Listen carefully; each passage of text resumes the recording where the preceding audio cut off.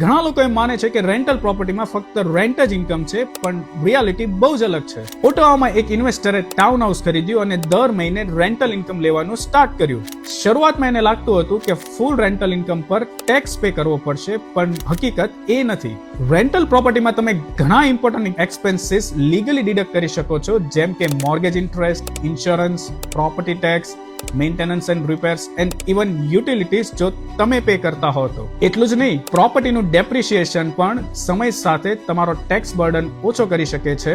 એટલે net income ઘણીવાર લોકો વિચારે એના કરતા ઓછી બને છે. તો વાત ઇન્કમ કેટલી છે એ નહીં, પરંતુ નેટ ટેક્સેબલ ઇન્કમ કેટલી રહે છે. અને સ્માર્ટ ઇન્વેસ્ટર્સ આ ગેપ સમજીને કેશ ફ્લો ઓપ્ટિમાઇઝ કરે છે.